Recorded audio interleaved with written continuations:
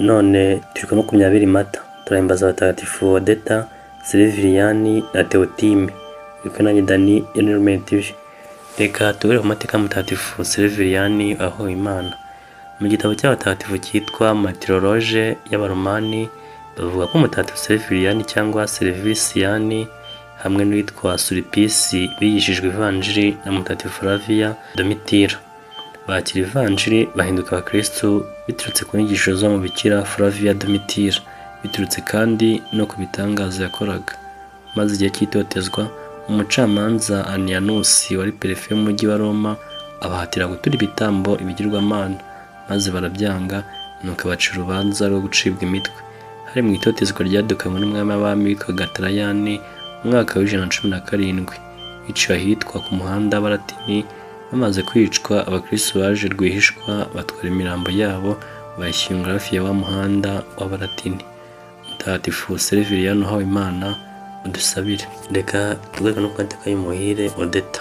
Odeta cyangwa Ode cyangwa Oda muto yavukiye mu muryango ukomeye w'ahitwa Braba mu gihugu cy'Ububiligi. Ababyeyi bashiraga kumushyingira ariko batabishaka, baramukururanye bamujyana mu kiliziya ku gahato. Agezeyo igihe cyo kwakira amasezerano y'abageni, Odeta yabwiye padiri ati simbishaka, nuko yongeraho ati kubera ko mukomeje guhatiriza mushaka kumenya niba nifuza gushyingiranwa n'uyu musore w'umunyacyubahiro, mumenye neza ko yaba we cyangwa undi wundi nta n'umwe muri bo nzemera. Urukundo rwanjye n'ukwemera kwanjye nabyeguriye Yezu Kristo, namuragije kandi ubusugi bwanjye ntacyo ndetse nta n'umuntu n'umwe uzadutandukanya. Icyo gihe bashaka kumushyingira umutware witwaga Simoni, bavuga rero ko yari afite ubwiza butangaje, ibyo bikamukururira abasore benshi bazaga kumurambagiza.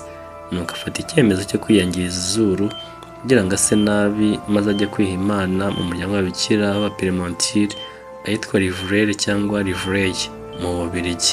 Nyuma yaho yaje kuba mameya w'icyo kigo cyitwaga Ikigo cy'Amizero Meza. Muri icyo kigo niho yapfiriye mu mwaka w'1158 aribwo yujuje imyaka 25 gusa. Umuhire Odeta udusabire. Reka tugaruke no ku mateka ya mutagatifu Teotime umwepiskopi. Teotime yavukiye mu karere ka Pagani muri Aziya ntoya mu muryango w'Abapagani.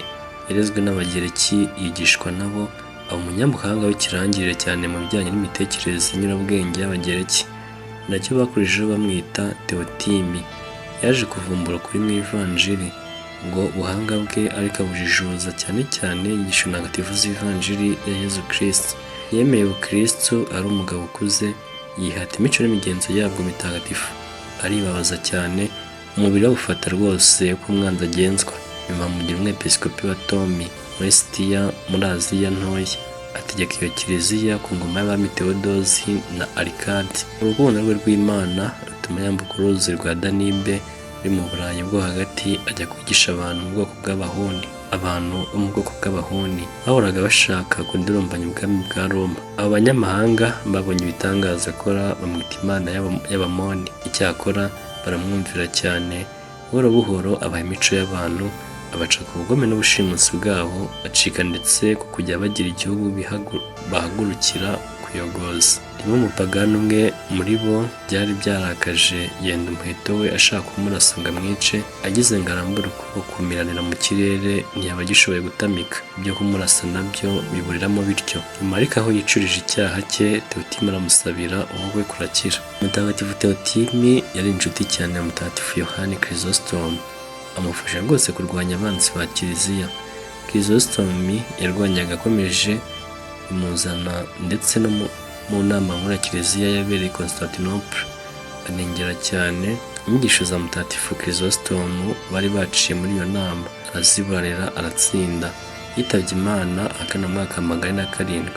Tumwizihiza ku itariki 20 Mata. Mutagatifu Teotime udusabire. Dusoje twifuriza kugira umunsi mwiza abahimbaza umuhire Oda cyangwa Odeta, mutagatifu Silviliyani, mutagatifu Teotime, kugira iminsi myiza. Namwe inshuti z'Imana kandi Bana Mariya, mukomeze kugira umunsi mwiza.